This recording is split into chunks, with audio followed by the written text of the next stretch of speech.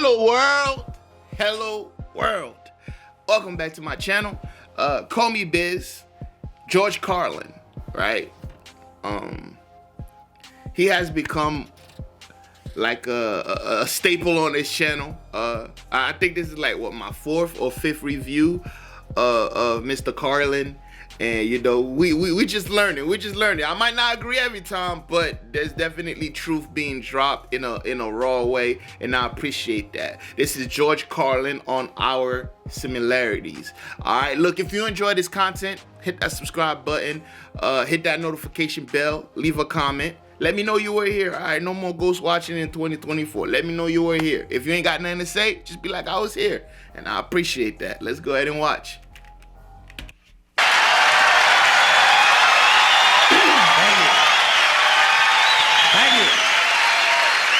Thank you very much.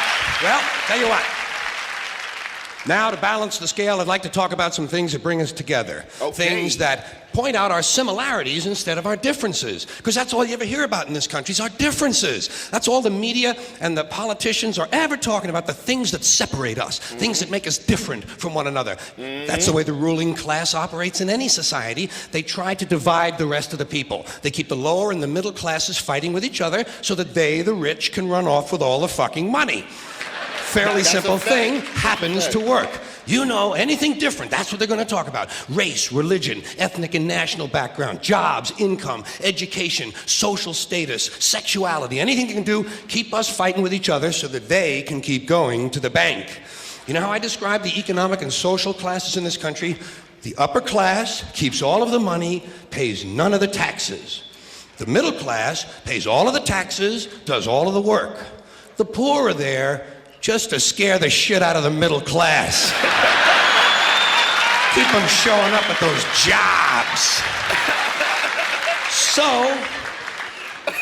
So stirring up the shit is something I like to do from time to time, but I also like to know that I can come back to these little things we have in common, little universal moments that we share separately, the things that make us the same. They're so small we hardly ever talk about them. Did you ever look at your watch? And then you don't know what time it is. And you have to look again. And you still don't know the time. So you look a third time and somebody says, what time is it? You say, I don't know. Do you ever notice how sometimes all day Wednesday, you keep thinking it's Thursday? And it happens over and over all day long. And then the next day, you're all right again. Do you ever find yourself standing in one of the rooms in your house and you can't remember why you went in there?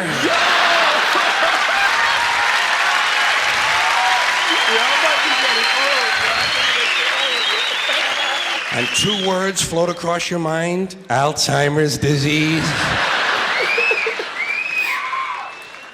You ever been talking to yourself and somebody comes in the room and you have to make believe you were singing? And you hope to God the other person really believes there's a song called What Does She Think I Am? Some kind of putz? Little experiences we've all had. You ever been sitting in a railroad train in a station and there's another train sitting right next to you and one of them starts to move and you can't tell which one it is?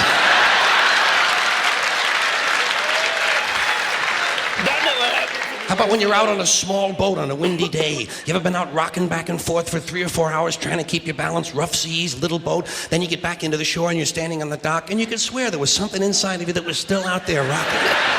Did you ever try to pick up a suitcase you thought was full, but it wasn't? And you go, doo?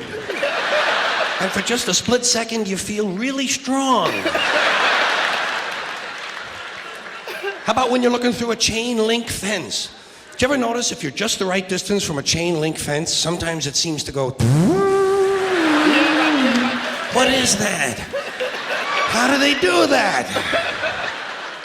Did you ever try to tell somebody they have a little bit of dirt on their face? You can never get them to rub the right spot, can you? Say, you got a little bit of dirt right here. They always go, where, here? And you just want to slap the bastard.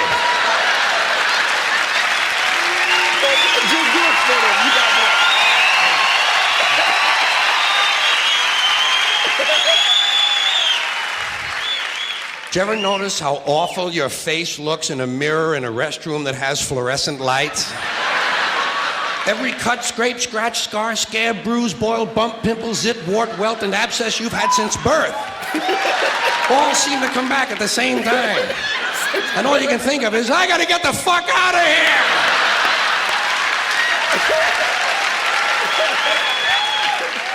Did you ever notice sometimes when you're walking with your arm around your date, one of you has to change the way you're walking?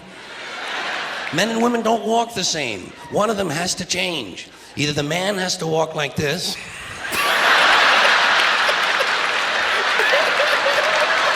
or the woman has to walk like this. Joey, how are you?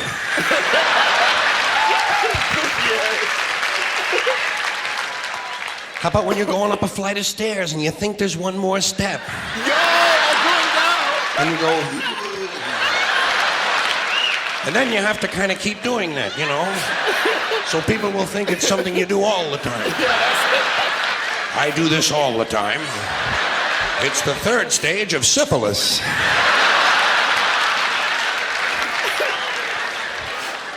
Same thing happens when you're going down the stairs. You could swear there was one more step. That's the worst.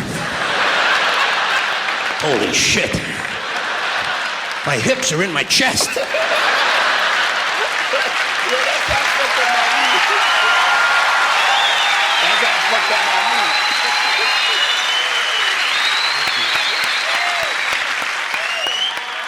When you drink grapefruit juice in the morning, do you go like this? Anytime.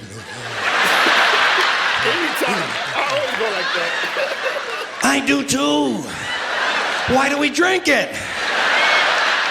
It's like ice cream throat. You know when you've been eating ice cream too fast and you get that frozen spot in the back of your throat, but you can't do anything about it because you can't reach it to rub it?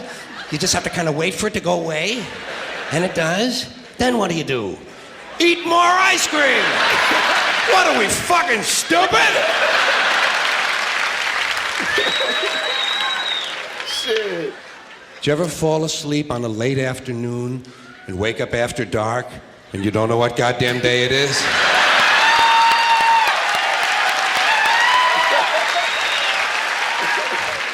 Like when you have your head on the pillow. Do you ever notice when you have your head on the pillow, if you close the bottom eye, the pillow is down there. Then if you switch eyes, the pillow moves up there. Whoa, holy shit, Dave, look at this. The mystery of the moving pillow. I think it's related to the chain link fence mystery myself. Do you ever have to sneeze while you're taking a piss? It's frightening, isn't it? It's frightening because actually you can't do it. It's physically impossible to sneeze while pissing. Your brain won't let it happen. Your brain says, stop pissing! We're going to sneeze now! Because your brain knows you might blow your asshole out.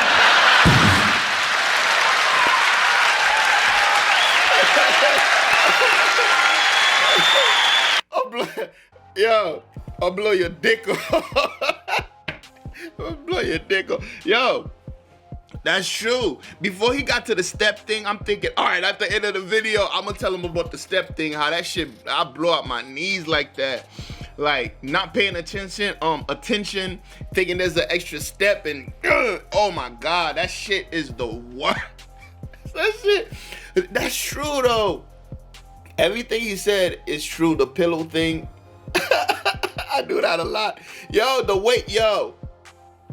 I mess up my sleep schedule a lot, yo. And when you go to sleep, let's say if you fall asleep like around like 4 p.m. And whenever you wake up, you're not even sure what day, what's going on. You're just like, huh? Is it? Yo, several times. I think it was the next day when it wasn't. Like several times, I'm telling you. Yo, that's something, it's true, man. At the end of the day, when you take away money, when you take away class, when you take away everything, we're just humans, bro. We're just humans. No matter where you are, you could relate to certain things that humans do and humans go through, and it just really brings out the humanity in people. But that was hilarious. Actually, the whole classism thing, man, it's getting more to like where there is no middle class, because middle class motherfuckers are broke as shit. They might as well be poor. Middle class, if you think about it, like if you think about like what's middle class? Like a doctor or some shit like that, right? If you think about how much school they gotta pay back, and a lot of these people, once they start getting these checks, you know, they gotta keep up with the Joneses, you know? Hey, the Joneses require you to keep up with them. You gotta keep up with them niggas. So you go and get that car that you're financing, you get that house that you paying mortgage on, and you still paying your school loans. Really, you don't really have money. You have a lot of income. I think a lot of people confuse with income and actual money. And you feel me? A lot of people don't have money. They just have a large income. But then if you're living, like you could be making $100,000 a year and still be living paycheck to paycheck. Yeah, you're living at night, you got nicer things, but at the end of the day, you're kind of still in the same position as somebody who's making $50,000 a year and still living paycheck to paycheck. You feel me? If something were to go down, you might have to sell everything. Like it's like the middle class and like just pure broke. It's just that there's a fine line nowadays. You feel me? Because the people that, let's put it this way. A lot of the people that come, because I help run like a nonprofit, a lot of people that come to get food and stuff like that and get extra resources, they be pulling up in nice cars and they got great jobs, but they just can't fucking keep up. Like they can't. They're like, yo, this shit is wild. You feel me? Pull up it, I've seen so many nice cars pull up. I'm like, damn. I'm like, I would never, but you never know, man. You can't judge people based on the way that they look and what they showing you and the things that they have. Because a lot of times, those same things that they have, those are the things that's keeping their ass in poverty and broke, just to look like they're not in that situation. And it's kind of a shame.